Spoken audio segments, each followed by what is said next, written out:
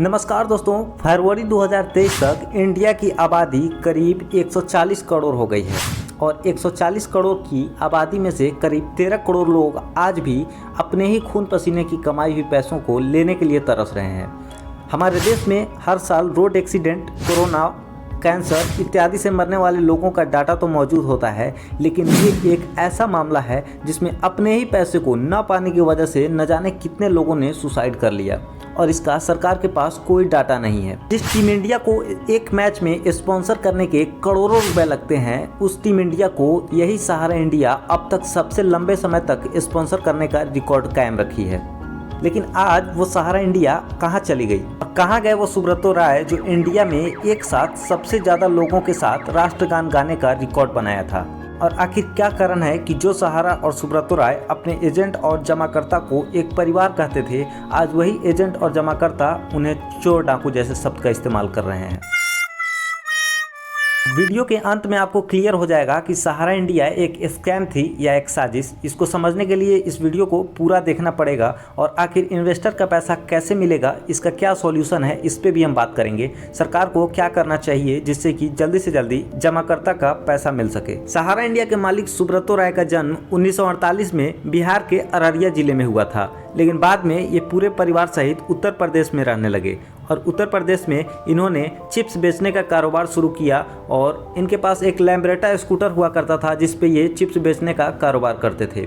और ये चिप्स बेचने के कारोबार से कैसे 12 लाख कर्मचारी और रेलवे के बाद दूसरी सबसे ज़्यादा रोजगार देने वाली कंपनी बन गई और शायद ही कोई क्षेत्र था जिसमें सहारा का साम्राज्य न फैला हो। Real estate, finance, media and entertainment, infrastructure, health and care, hospitality, real estate, information and technology से लेकर स्पोर्ट्स तक, यहाँ तक कि इनकी खुद की एयरलाइन भी थी। और एक समय में सहारा इंडिया भारत के सबसे ज्यादा जमीन के मालिक बन गए थे। सहारा के अथाह संपत्ति का अंदाजा आप इससे ही लगा सकते हैं कि जब सुब्रतो राय के बेटे की शादी हुई तब उसमें 500 करोड़ रुपया खर्च हुआ था। 5 करोड़ नहीं, 500 करोड़ रुपया खर्च हुआ था।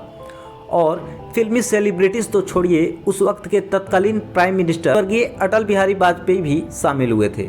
सुब्रतो राय समाज सेवा में भी पीछे नहीं थे, चाहे 2013 में उत्तराखंड में बाढ़ प्रभावितों को मदद पहुंचाना हो या कारगिल युद्ध में शहीद 127 परिवारों को आर्थिक सहायता पहुंचाना हो। शुरुआत में इन्होंने छोटे मोटे कारोबारियों से, छोटे मोटे रिक्शा वाले, खोपचा वाले, मोची, इस तरह के छोटे मोटे कारोबारियों से पैसे लेना शुरू किए और उनको ये बताया कि इस पे मैं आपको अच्छा खासा इंटरेस्ट दूंगा। और इस तरह से ये एक ब्लॉकचेन बनता गया और उसी में से जो लोग सबसे पुराने समय तक जुड़े थे उनको ये एजेंट बनाना शुरू कर दिए। जब तक सहारा से भी विवाद नहीं हुआ था तब तक सहारा के किसी भी निवेशक के तरफ से किसी प्रकार का कंप्लेन नहीं आता था कि हमारा पैसा नहीं मिल रहा है या ऐसा कुछ भी। सब कुछ सही चल रहा था। लेकिन गड़बड़ कहाँ हुआ, जब ये अपना शेयर मार्केट में आईपीओ लॉन्च करने की तैयारी शुरू की।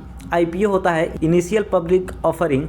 जब भी कोई कंपनी शेयर मार्केट में पहली बार लिस्ट होती है, आईपीओ लॉन्च करता है, तो उन्हें सेबी के कड़े रूल एंड रेगुलेशन से गुजरना पड़ता है, जिसमें पहला होता है DRHP, draft red hearing prospectus, और दूसरा होता है OFCD। 30 सितंबर 2009 को सहारा ग्रुप की दो कंपनी, सहारा इंडिया रियल एस्टेट कॉरपोरेशन और सहारा हाउसिंग इन्वेस्टमेंट की आईपीओ लॉन्च करने की तैयारी चल रही थी। आईपीओ में लिस्ट होने से पहले सेबी को अपने कंपनी का पूरा हिसाब किताब दिखाना पड़ता है। आपकी कंपनी का कितना टर्नओवर है, आपकी कंपनी किस चीज़ का व्यापार करती है, ये सब कुछ पहले सेबी देखती है और इसी को कहते हैं DRH। और इसमें कंपनी को सेबी के पास गारंटी के तौर पे जितने का शेयर लॉन्च कर रहे हैं उसका एक अच्छा खासा प्रतिशत जमा करना पड़ता है, ताकि कंपनी अगर आगे चल के भाग भी जाती है तो इन्वेस्टर का पैसा डूबे नहीं, इसलिए ऐसा कराया जाता है। तो जब बारी आई पैसे जमा कराने की तो सेबी ने पूछा कि कितने पैसे हैं आपके पास, तो उन्होंने 24,000 करोड़ बताया।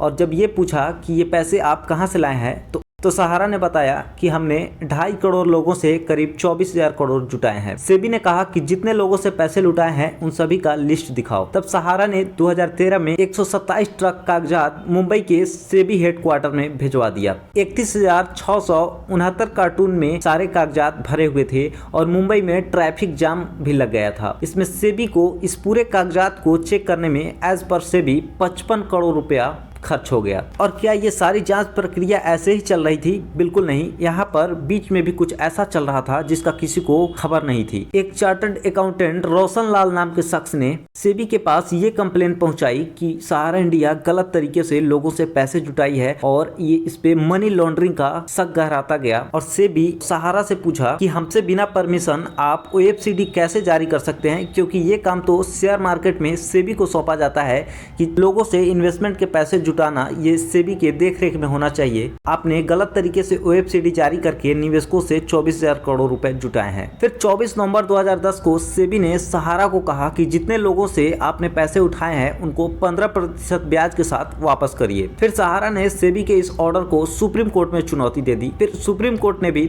31 अगस्त 2012 की सेबी का सपोर्ट करते हुए कहा कि 15% ब्याज के साथ आपको वापस करना पड़ेगा। इसके बाद सुब्रतो राय ने सुप्रीम कोर्ट के ऑर्डर को भी नेग्लेक्ट करना शुरू कर दिया और सुप्रीम कोर्ट में तारीख पे जाना बंद कर दिया। सुप्रीम कोर्ट ने सहारा श्री सुब्रतो राय को बुलाते रहे, लेकिन सुब्रत राय और कोर्ट के अवमानना के जुर्म में सुप्रीम कोर्ट ने सुब्रतो राय को अरेस्ट करने का ऑर्डर दे दिया और सुब्रतो राय को तिहाड़ जेल में बंद कर दिया गया। और करीब 2 साल तक तिहाड़ जेल में रहने के बाद जब इनके माताजी का देहांत हुआ तब जा करके इनको पैरोल मिली और पैरोल में निकलने के बाद वे आज तक जेल से बाहर ही हैं। लेकिन ये भी एक आश्चर्य वाली बात है कि आखिर कोई आदमी पैरोल पे इतने दिनों तक बाहर कैसे रह सकता है जिस पे मनी लॉन्ड्रिंग जैसे केस का आरोप है। तो ये भी सोचने वाली बात है। अंत में पूरा सिस्टम मिल करके इनको न ये साबित कर पाया कि ये मनी लॉन्ड्रिंग कर रही थी या नहीं कर रही थी, और अगर कर रही थी तो किस लीडर की ब्लैक मनी को व्हाइट में बदल रही थी। लेकिन इतना जरूर क्लियर हो गया कि जो इन्वेस्टर अपने खून पसीने की गाढ़ी कमाई को इसमें इन्वेस्ट किया था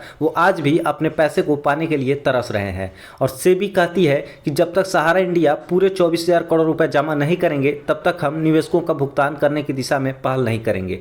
और सुब्रतो राय कहते हैं कि हमने जो 15,000 करोड़ रुपए सहारा से भी एस्क्रो अकाउंट में जमा किए थे वो अब तक करीब ब्याज सहित 24,000 करोड़ रुपए से भी ज़्यादा हो गए हैं, तो क्यों ना सेबी उन निवेशकों का भुगतान उन पैसों से कर देती है। तो सहारा इस जिद पे अड़ी है और सेबी इस जिद पे अड़ी है। इसी बीच जब सहारा इंडिया सहारा से भी एस्क्रो अकाउंट में पैसे जमा करना बंद कर दिए तब सेबी ने सहारा की संपत्तियों को नीलाम करने का सोचा और तब नजर आई सहारा इंडिया की सबसे कीमती संपत्ति एमबी वैली। एमबी वैली 40 वर्ग किलोमीटर में फैली हुई है। यह इतना विशाल है कि इसमें जेट भी और रनवे भी बनाया गया है और इसमें इंटरनेशनल स्कूल, खुद का हवाई अड्डा और इतना लग्जरी है कि इसमें एक नाश्ते की कीमत 10,000 से भी अधिक है। समझ लीजिए ये कितना हाई फाई सिटी है। अब बात करते हैं कि इसकी कीमत क्या है। तो खुद सहारा के अनुसार इसकी कीमत 1 लाख करोड़ रुपए से भी अधिक आंकी गई थी, जबकि सुप्रीम कोर्ट ने सहारा से बकाये की वसूली के लिए 37,392 करोड़ की आरक्षित मूल्य पर एमबी वैली की नीलामी का आदेश दिया था।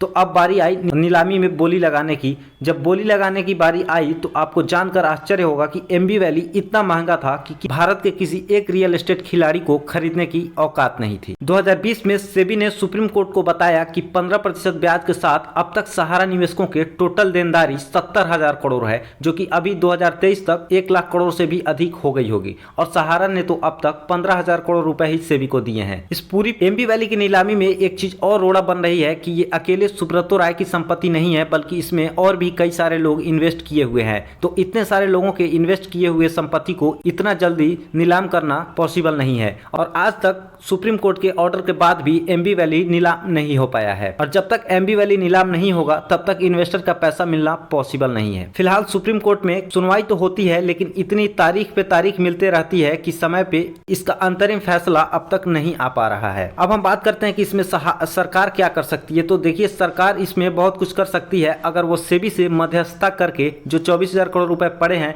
तब तक जितना परसेंटेज हो सके उन निवेशकों को देने की पहल करे जिनको सख्त जरूरत है पैसों की। वीडियो अच्छा लगे एक लाइक जरूर करें और चैनल पे पहली बार आए हैं तो प्लीज सब्सक्राइब करें। धन्यवाद।